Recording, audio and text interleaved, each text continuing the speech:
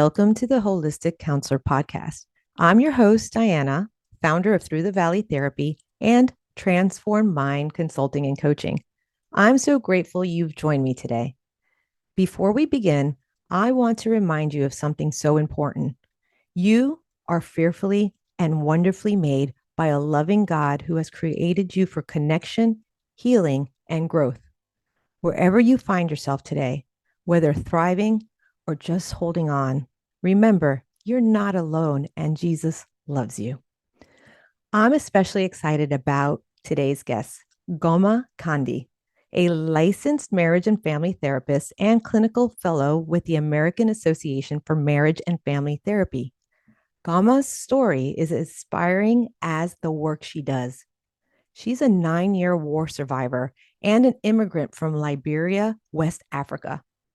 Her personal experiences have shaped her passion for helping others heal and thrive, and she brings cultural sensitivity and empathy into every part of her practice. Goumah specializes in attachment and trauma resolution therapy, working with individuals and couples in her private practice. She has a special gift for helping others heal relationship injuries, and she's passionate about seeing people connect in meaningful, authentic ways. Beyond her professional expertise, she's been married for 22 years and is raising 3 wonderful daughters with her husband. If you've ever struggled with relationships, connection, or simply finding your place in this world, this episode will hopefully speak to you. So, Goumah, thank you so much for joining us. Oh, you're so welcome, Diana. Thanks for having me. It's a pleasure to be Yeah. here. Yes. Yeah, I mean, so I'm excited because I think when we finally got on that, we were both part of the Christian mental health professionals of, well, Florida now. It started in Broward, but not right. And then we have these monthly like mastermind meetings, I call them. And I had no idea about Goma's story until she shared it. And that right there is when I realized I'm like, I want you on my show. And I think it's been months that we've been trying to figure this out, Right. right? And here you are today. So I'm Yes, really yes. grateful. Uh-huh. So my You're first question, welcome. yeah, my first question for you, all Mm. right, because we're going to just dive deep into Yeah, let's do everything. it. All right. As a Yes. 9-year war Mhm. survivor and immigrant from Liberia, how have your life Mm. experiences shaped your approach to mental health? And tell me a little bit about attachment focused therapy. Mhm. Mhm. Yeah, so thanks again for having me on. Mhm. And welcome to your audience. I Being a war survivor and how it has shaped mental health and what is attachment theory? That's the question. Yes. So I want to start with attachment. I'm going to come Okay. back to the war, Okay. but I'm going to share a kind of loop you as we talk about the connection there. I think when I went into counseling, um, I was drawn to the attachment theory immediately and to trauma work immediately. And I Yeah. think you'll soon find out why. Part of it was just because as I reflected on my own life, like you said, 9 years of living through a brutal civil war, it was really, really violent. And I think about how I survived, not just being alive, right? But Yeah. how I actually made it through day to day. And when I started studying attachment work, learning about Bowlby, who is the kind of founder of the attachment theory, and just really learning about his work, it made so much sense to me Hmm. because I connected the dots in terms of my survival to my bond, my secure bond. Now that I know what it is, my secure bond to my mother. Hmm. I was very securely attached to my mother. And throughout the war, she just had a way of validating Hmm. everything I Wow. felt, right? No emotion was too big or too unreasonable for her. Um, you know, from moments of shaking uncontrollably because bullets were flying and, knowing all the different sounds of the different guns and the machines that were being Wow. used. Yeah. So all of those moments of panicking and hearing about friends escaping the country and me thinking, okay, I'm going to stay here and die. I'm not going to get out. To her just reassuring me and sitting by my side, having me sleep with them in the same room, Yeah. because she knew I was afraid. In so many ways, she truly carried me through the war. Her Wow. presence,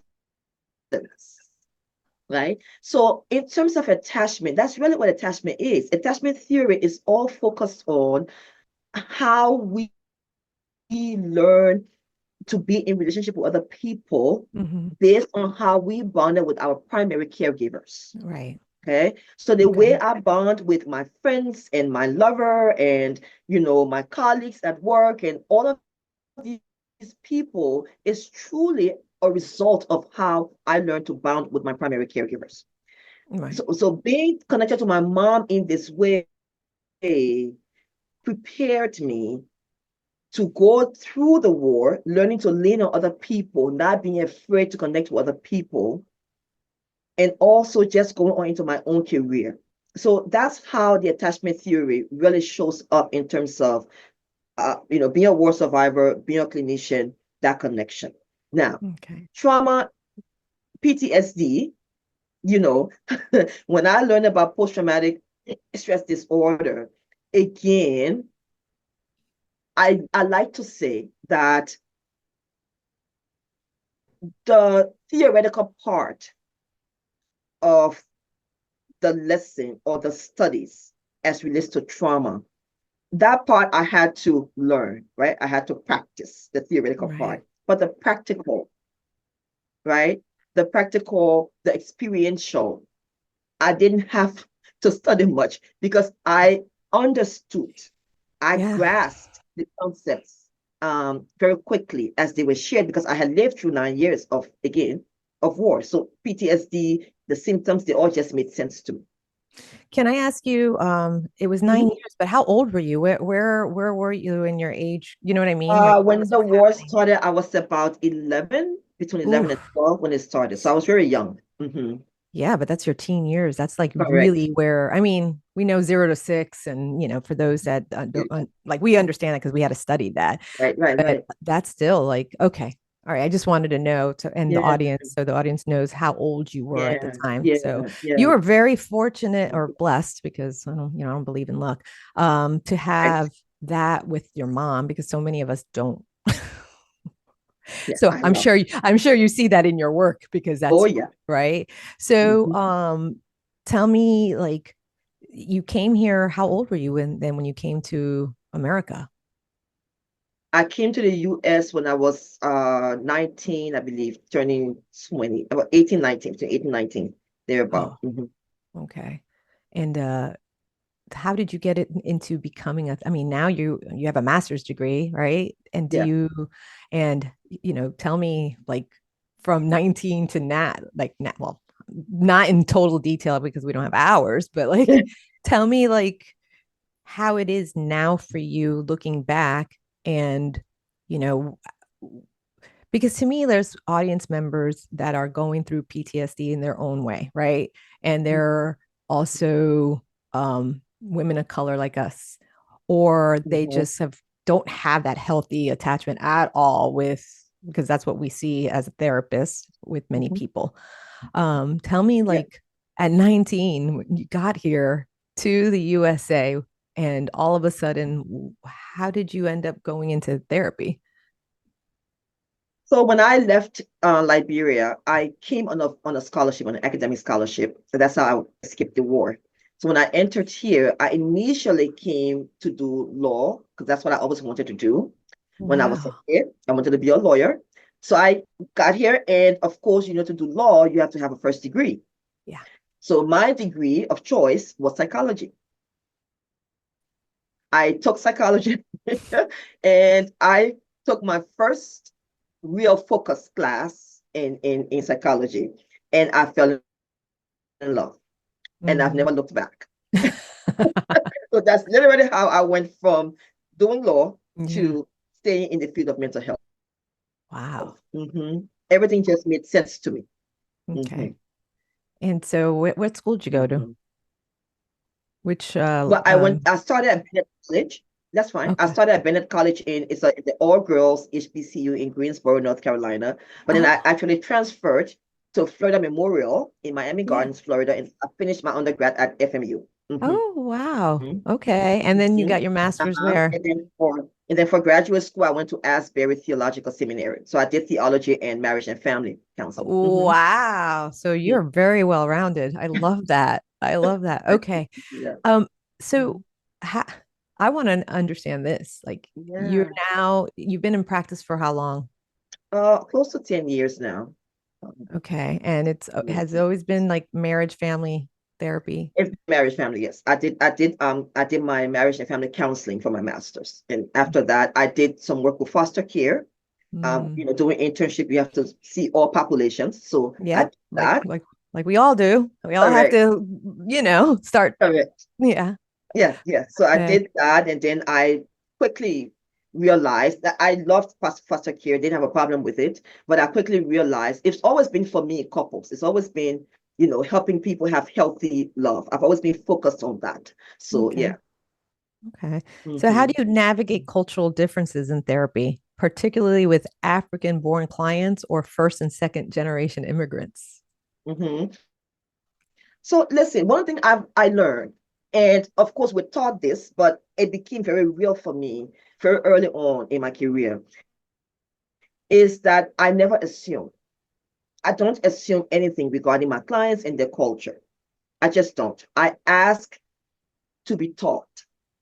I I love ask that. my clients to tell me about their background. I ask them questions. I'm curious. I always lead with curiosity, in my sessions. So I learn what works in different cultures and the things that don't work.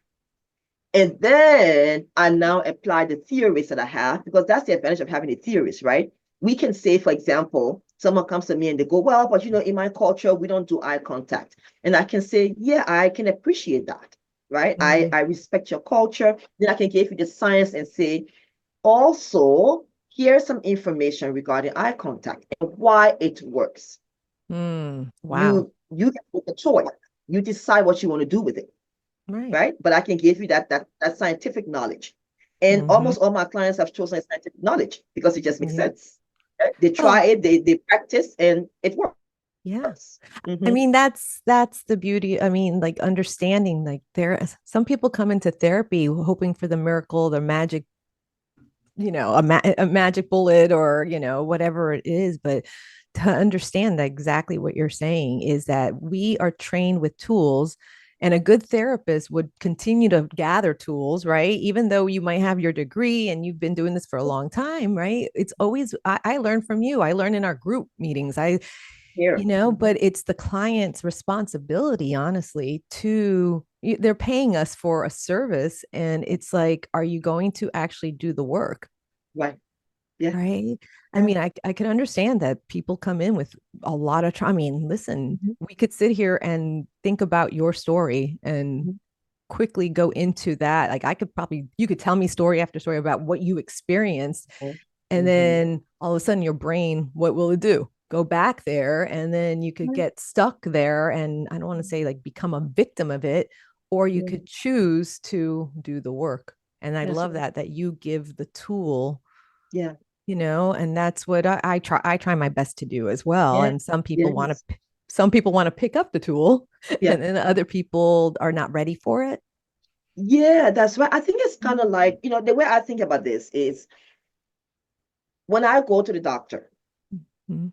and the doctor, they're going to go through all of their protocols, right? And they're going to give me prescription. Mhm. If I go home and I put the prescription away and don't take the prescription or don't use it, Mhm. probably going to end up back in the doctor's office at some point, right? Or something else is going to happen to me. Yeah. Even if they have to do surgery, let's say it's surgery, and you say, well, but they did the work because they did the surgery. But even after surgery, you have a plan for Right. recovery that you have Yeah. to follow. So it's the same thing. If you don't follow that plan for recovery, you end up back in Mm. the hospital with an infection, Yeah. something worse. Same thing with therapy. We give you the tools, and then you have to, like you said, pick Mhm. them up and use them. Yeah.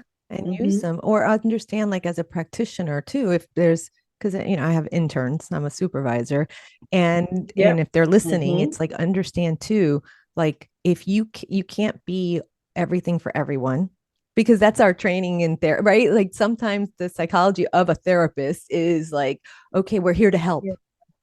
right? And so you have to Mm-hmm. know your niche, you have to know your boundaries, you have to understand, like, okay, this is not working, so we have to transition you out to someone else, depending on how much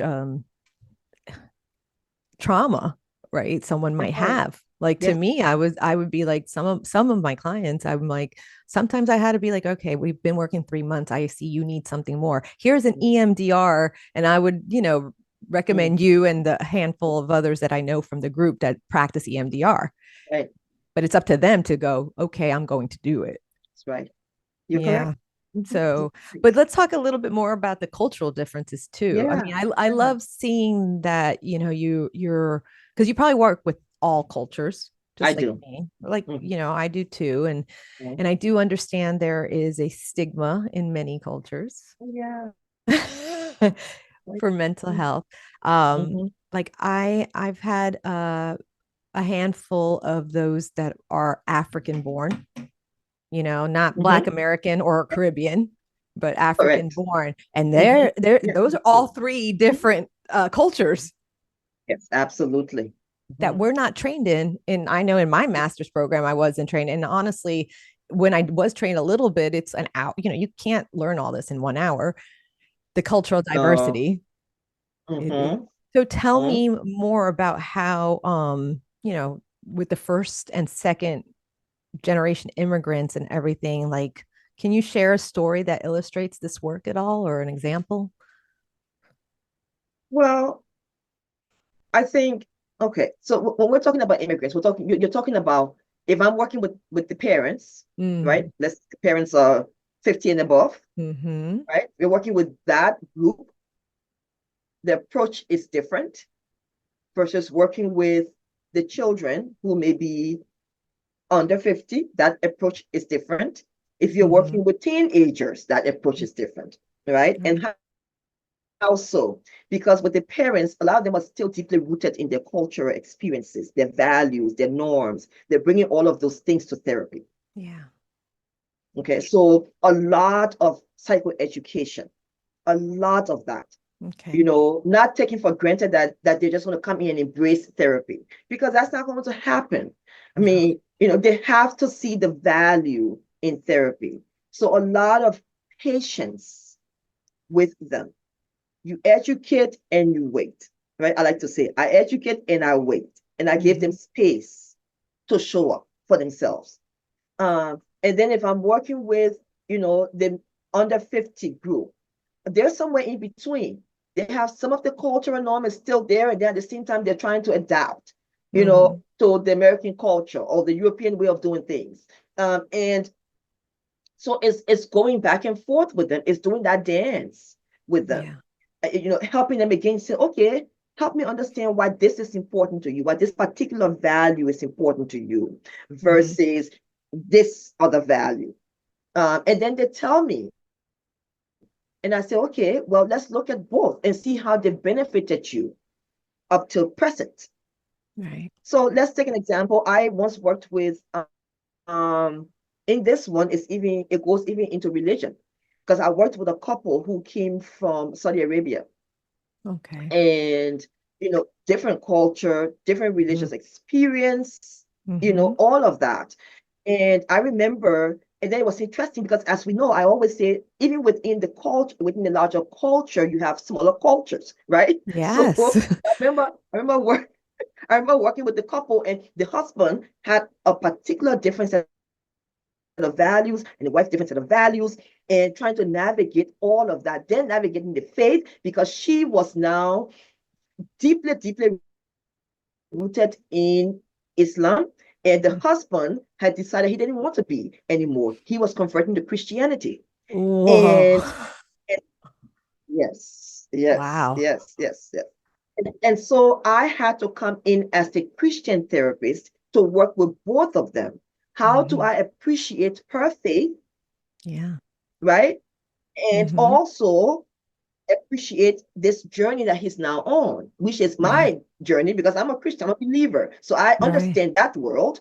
Okay. Mm-hmm. But I've also been exposed to the Islamic culture because in my country we have Muslims, Yeah. so and I grew up with them. And my father, who is a staunch Christian, was very good friends with a staunch Muslim man. And I grew Mm-hmm. up with him. Mm-hmm. So I was able to sit in that room and say, tell me more. Tell me again why this is important. What does it look like for the two of you to have a conversation without devaluing or minimizing or belittling the other person, or without stonewalling, without blocking the other person because you're tired hearing, Mm-hmm. about all of these things that they're talking about. So I think I always said to me that was if you were to ask me what's a success story in therapy, I always go back to that one because Mm-hmm. that was the most complex relationship Yeah. dynamic that I had to deal with. And it was very early on in therapy for me. I was a new therapist when they Wow. came. And so the fact that she stayed through therapy, even though she was, a Muslim and I was a Christian therapist, and he stayed and they didn't get a divorce and they figured out a way to work through and navigate Oh. two separate, belief systems. Mm-hmm. I think I think that's really for me, that's what stands out when I think about navigating culture and, the religion, all of that combined, even. Yeah. So, what are some common injuries or attachment injuries you see in couples or families, and how can individuals begin to repair those bonds? Some common attachment injuries, being emotionally unavailable. It's a big Mm, one.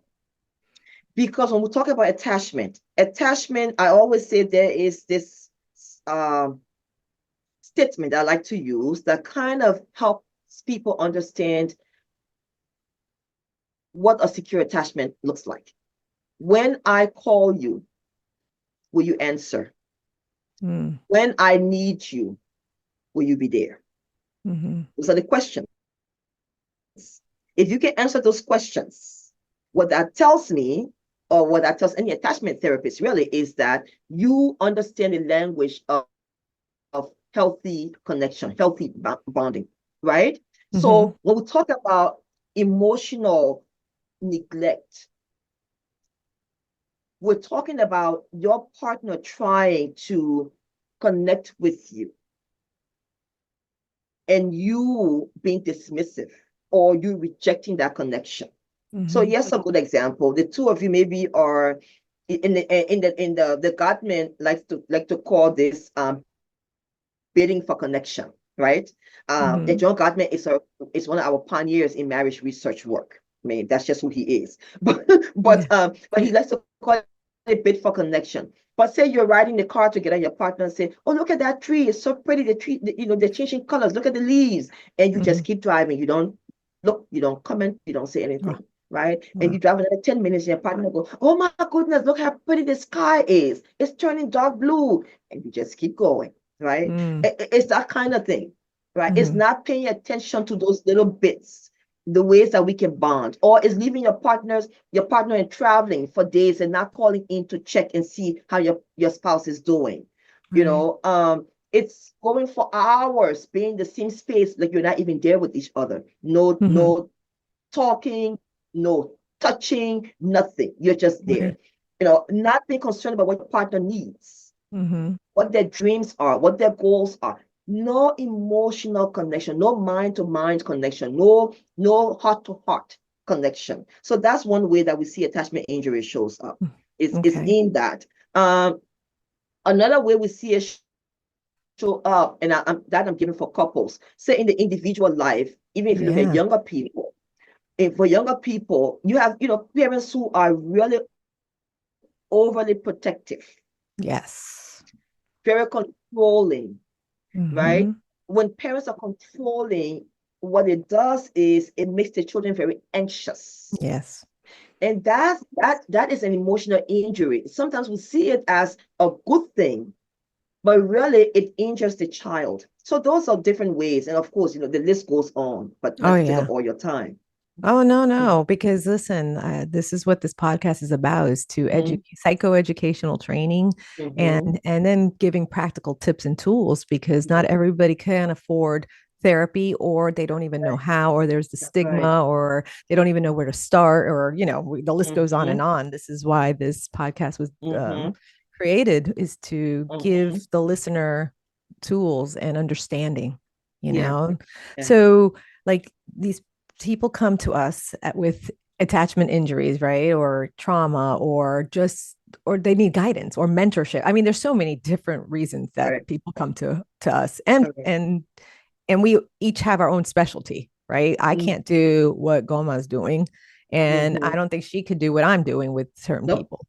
So, I just want to know, like, because listen, there's people out there too that are not in relationships at Mm-hmm. all. And they're Mm-hmm. not even, and they're longing for relationships. Because I do Correct. work with quite a few young women Mm-hmm. who are single and stuff. Yeah. And it's like, Mm-hmm. or they have no emotional connection. That's why they've been, I mean, we probably have seen some traumatic Oh situations of yeah. Oh that, yeah. like real, like Mm-hmm. emotional neglect. I mean, foster care and alternative high schools. Like Right. we've That's seen right. some stuff. That's right. So, what would you say to a listener right now that isn't in a marriage, or is longing for a relationship?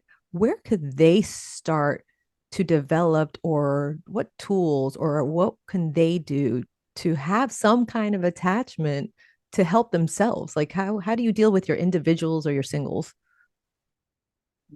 Well, now that question is a bit they like to say loaded, right? Because Yeah. yeah, because there are so many different ways. Mm-hmm. But if we're talking about just seeking connection, and the reason Mm-hmm. I'm kind of careful with that is because when we're talking about trauma, Mm-hmm. before we even start seeking connection, we first need to be in a healthy place, Mm. somewhat healthy place, right? Because that's why Yeah. you hear people say over and over, oh, people disappoint me, I can't trust people. But that's because you're not really in a healthy place yet to be seeking this intense connection with other people. So what I normally say is start slowly. Start by joining groups. Mm-hmm. Look for groups to join. For Okay. example, if you go to church, join the women's fellowship or the men's fellowship, or some places call it organization.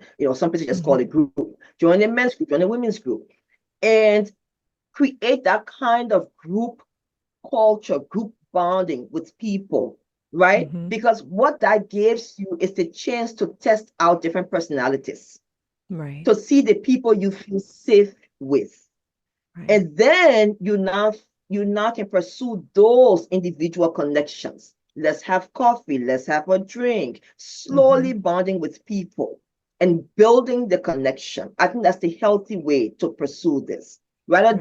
than, just going to whatever, some happy place to find somebody there, or, all of Right. those things that people do, Right. seeking Yeah. connection, but then they end up getting even more hurt, Yes. and and And and, then and be they get more into a wounded. spiral. Yeah, they get rewounded and everything Correct. because so to me it's like is there any kind of tools or resources that you recommend for individuals or couples working through trauma or attachment Yeah. wounds? Mhm. Yeah. One of the first things I always say, and I'm going to show them this book since I have it right here. Mm-hmm. This is the first thing I always tell people. It's called The Body Yes. Keeps the Score. Mm-hmm. Get this book. Now, the good thing about this book is that I do want you to buy Basil's book. I don't want you to go and start getting the bootleg version. But I know that if clients have told me that it's also on YouTube now. Yes, You for know, free. it's Yeah. on YouTube. They have it in the audio for free, right? So Mm-hmm. now you don't even have to pay for the book. It's available to you if Mm-hmm. you're really in that space. Because some people can't afford it. Let's just be realistic. Yeah. But it's there. So get the book. Read The Body Keeps the Score. Okay. This book is going to really give you the awareness that you need. Yeah. It doesn't, if you're a couple, read it together. I Mm-hmm. love to assign my couples things that they can read together, and you don't have to read the whole book in one sitting. Read Right. it 15 minutes at a time, 30 minutes at a time. Read to each other at night. Yeah. All of these things you can do, but Start with that book. Yeah, I suggest to because this is how I read back in the day when I had to do my own work because I Yeah. know Goma, you had to do your own work Oh too, yeah. right? And I had to do my own work. So I highlight, I have a highlighter and a pen and in the book itself or even on the YouTube video, you Right. could sit there and with a notebook and just Right. write things that you're seeing because that book is a wealth of knowledge. That's Yeah. one of the many books that are out there. Is there Yeah. anything else? Any other practical tips or Mhm. resources or tools Mhm. that you utilize? Well, the other thing I'll say, something like this, listening to podcasts. You know, we have a lot of educational tools out here now. Yeah. I tell people there's no reason for anyone to be suffering or to feel alone when you have resources. YouTube University, I Mhm. joke and call it YouTube University, is Yeah. here, right? Go on Yeah. YouTube, watch videos. If you feel like you don't, because what's happening, and Mhm. I'm not sure if you're finding this, but what's happening is that some people are unsure whether they're even struggling from PTSD. They don't know Right. that they are. So Right. if you know that you just have low mood, you don't feel good half the time, you're not really bonding, connecting with people much, you Mhm. try to make friends, you can't keep friends, you form relationship and they end very quickly. If you find yourself in that place and you're wondering, the question is always what's wrong with me. That's not a good question, by the way. That it's Mm. not what's wrong with me, it's what's happening to me. But Ooh, I love that. let's say you say what's wrong with me, then Mhm. go to YouTube and type in something as why am I always sad? Why Mm. can't I keep friends? These simple little questions. And you will Mhm. find videos popping up and you will find resources, you will find podcasts, listen to them. Start there. That's where you Yeah. start. Of Right. course, if you're in the church, talk to your pastor, do all of those things as well because they can guide you Yeah. and Well, say, you got to make sure it's a here, reach wait, out to wait, me. we got Hopefully. yeah, we got to make sure the pastor though is informed, trauma informed, because there's pastors I've heard stories. Like I have quite a few clients that come to me with a lot of spiritual abuse because it's like that's Satan. They go straight into that. So we have to make sure that whatever resources you are picking, because there is so much going out there that it is like it is evidence based and informed, and that whoever is, if you do have a spiritual leader, the pastor or your rabbi or who, your imam, um, Mhm. that they understand, because that's the thing. There's so much stigma in our cultures. It's like the American culture Mhm. is more open. I mean, I have people that are like very proud, like, oh, my therapist, my therapist. It depends like where Mhm. you're from, but I Mhm. do know in the immigrant culture, right? You see, so yeah, Mhm. I would love that to, ask questions. Yeah, it is Yeah. about asking Now, questions. your pastor, I'm not Mhm, suggesting your pastor is going to be trauma informed because most mhm. pastors are not. Exactly. What I'm saying is the pastor could direct you to the right place. A Yeah. lot of pastors now are learning the importance of collaborating with mental health professionals. So And that they would could be a say, great you know what? question Yeah, this is to beyond ask. me. This is beyond me, but I know so and so. I'm going to send you there, right? Yeah. That's what to me anyway a Mhm. healthy pastor would do. If Exactly. you, yeah. So that's what I mean. Yeah, a healthy pastor, because that's the situation you want, is to find people, because we all need community, Yeah. right? Like I have, the pastor, and then I have my acupuncturist, and I have my functional Correct. doctor, and I have my masseuse, and Mhm. these you have to, but the body keeps the score talks about all that, It like talks having, about all of that. It talks about right? all of that. That's right. That's So why I love the book. That's why I yeah, said start there. And then I would yeah. just give you a little tip for those who may not start there. One other Mm-hmm. quick tip is get a notebook. Go to the dollar store. Get you a composition book, those little black and white notebooks, Mm-hmm. and just start to write out everything you're feeling, everything you're thinking. Even if you don't go to YouTube to begin with, if you don't buy the body keeps the score to begin with, but just start to write out everything you're feeling and thinking. Just write it. You're going to see how therapeutic or how healing that is Yeah. for you. Just Oh start yeah. there. Mhm. Yes. Yeah, Mhm. journaling, and there's Mhm. I mean, there is so many resources out there. Is there anything that you, Yeah. besides the body keeps the score, anything else, like, I mean, as a LMFT, Are there any, because I'm not an LMFT, so your Yeah, knowledge is very different than how I was trained. I'm really correct. CBT, cognitive behavioral therapy, right? So Yeah, is there anything, because I hear a lot of Gottman and the Four Horsemen, and I'm like, do I have time to go into that stuff? Like, I never really studied that because it wasn't part of my the master. training. Right. Yeah, this is why I'm not a couples therapist. I just Right. do individual one-on-one. Right. I Yeah. know bunches of them and I'll send them to you, but if you want to do your individual work, let's do it. Right. So is there anything else, like any other resources or websites, or just say, hey, come see me and you can hire me. Yeah. Yeah. Yeah, hire me or hire others too, right? I mean, there's so Yeah. many of us here are here today, but and of course, I always recommend Christian therapists. That's who I am. So I recommend Mhm. those. Mhm. I'm not saying other therapists are not good. That's not what I'm suggesting. I'm No. just saying that the balance, Yeah. the both perspectives help. Yes. So, but yes, there are lots of theories that we use in terms of if we're talking about couples. Apart Mhm. from Gottman, we have EFT, which is emotionally focused therapy. Okay. That's heavily rooted in attachment theory. So I love Okay. EFT Okay. because a lot in terms of healing trauma and then bonding in healthy ways. So we have that. I mean, you have imago therapy, you have there's so many different Okay. couples intervention, we call them interventions out here. So yes, Okay. apart from Gartner, there are many others. Mhm. Okay. So it's EFT, You have EFT, you have emotional. What was it again? Emotional what? Imago, emotional focus Okay, therapy emotional focus therapy. And I'm saying for this couples. because so people will, that's a way to start too on Find them. YouTube, right? Just Mhm. research Yes, on YouTube. yes, What is yes, EFT and yes, how does it help me? yes. And then That's boom. right. Yeah, yeah. You put Okay. in EFT, Uh-huh. emotionally focused therapy Uh-huh. for couples. You put in Gottman, you're Yes. going to get Gottman. There's one called imago therapy. It's Okay. out there. That's not one that I use, but I've read about it. Mm-hmm. People like it. Mm-hmm. It works. Then the other one that I like is internal family systems, IFS. Yes. You have that also for couples. Um, you have IFS, you have narrative therapy. There are versions of it that are used for couples. So there's so Mm-hmm. many different kinds Yeah. that you can I love use. IFS. I have been studying IFS now Yeah, for a while. I was thinking about getting yes, certified, but I do a lot of well, yes.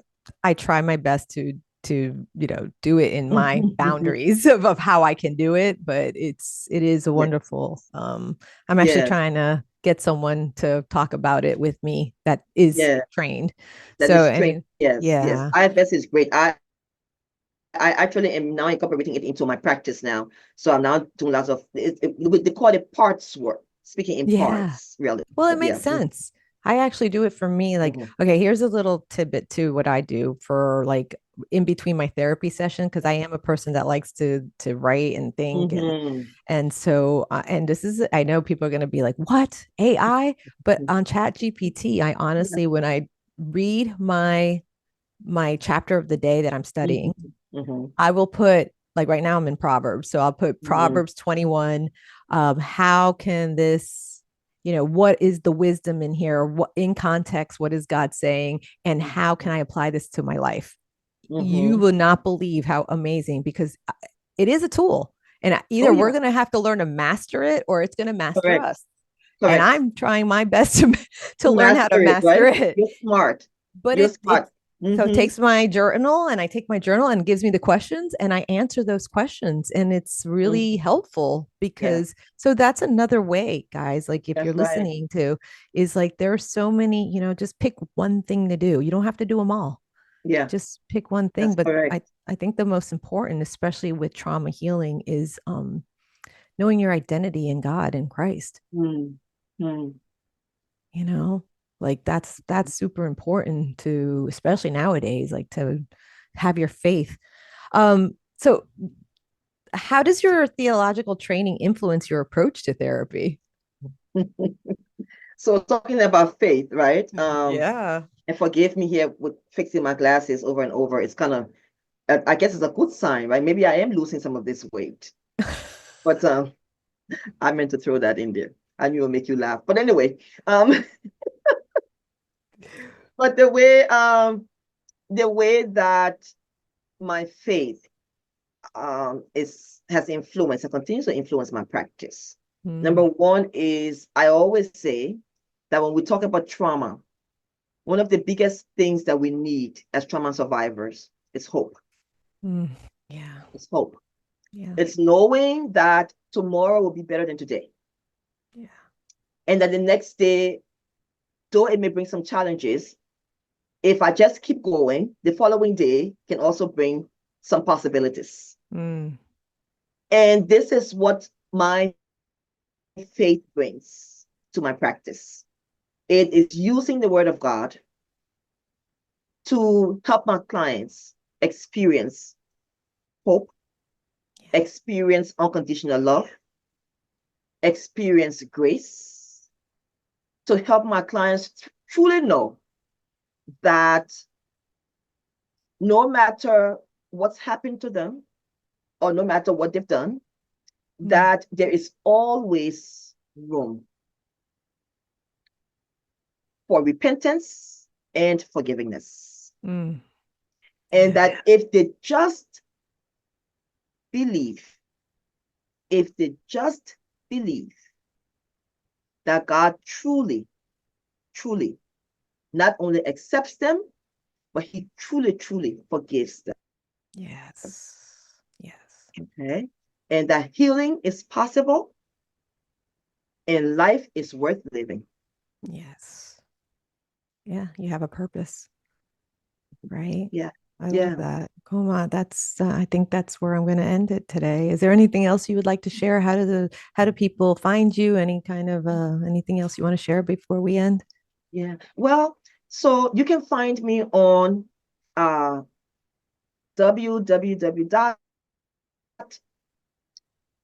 www.abidinggrace LLC. That's where I am on social media. I am under the hashtag Your Marriage Village. Mm, On Instagram, Your Marriage okay. Village. On Facebook, Your Marriage Village. On YouTube, same Okay. thing. That's where I am. I have a book out that I wrote for young women. It's called Finding Her Own Way, Mm-hmm. an empowerment book for young women. That's on Amazon. And I actually, breaking news here, have a second book that's coming out the 1st of February. Oh, congratulations. Thank you. That book is for all women. It Mm, is a book written from kind of like the IFS empty chair perspective. It is for women who actually have what I call mother's wounds. So if mm, you have any trauma from your relationship with your mother, mm-hmm. that book is for you. It's a book of affirmations and encouragement. And I speak to you, I write from a place of the therapist, but also speaking almost like from the mother who is missing. And I just communicate with you in that book and really give you affirmations and healing words. And I that's love coming out on the that. 1st of February. Oh my goodness, I'm going to go order it because I am a therapist who has mother wounds. Yes, You yes. know, I mean, Well, so we'll talk after here because I have something that I would like you to get involved with, but we'll talk about oh, okay. All right. it. Well, anyway, any last words to encourage the audience? Listen, my favorite scripture is Mm, 2 Timothy 1:7. And it says, God has not given you the spirit of fear, but of power and of love, and my favorite one, of a sound mind. yes. Okay? So that's what I want to offer your audience today. God has not given you a spirit of fear, but of power, of love, and of a sound mind. So whatever you're going through, I want you to hold on to that. That's a Yes. fact. That's a Yes. fact, right? So hold on to it. Hold on to it. God is with Wow. Oh, I love that. Yes, of a sound mind. you. All right, everybody. Thanks for listening. And remember, trust in the Lord, guard your heart, and renew your mind. Bye.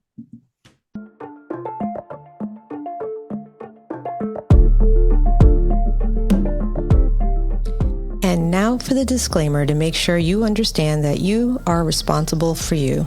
The content provided on the Holistic Counselor podcast is for entertainment and informational purposes only and is not intended as a substitute for professional medical advice, diagnosis, or treatment.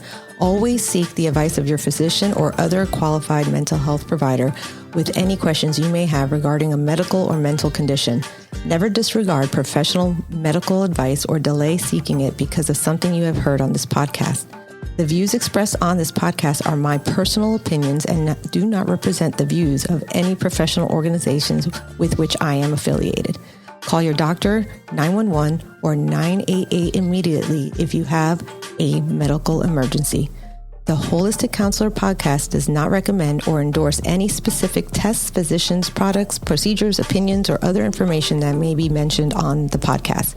Reliance on any information provided by the Holistic Counselor podcast, guests appearing on the podcast at the invitation of the Holistic Counselor podcast, or other listeners to the podcast is solely at your own risk. Confidentiality notice. If you engage with the Holistic Counselor podcast by commenting or posting and are a client, please be aware that you may be revealing information that could compromise your confidentiality. Please remember that disclosing your identity or personal details can be linked to your clinical material. As a therapist, I am bound by confidentiality and will not respond to any disclosures of this type on this podcast. I am committed to upholding the ethics and confidentiality of the therapeutic relationship, which extends to all forms of communication in accordance with the laws and professional guidelines that govern mental health professionals. I want you to know that your privacy is of utmost importance, and you are responsible for protecting it when interacting on this platform or any other public forum. Thank you.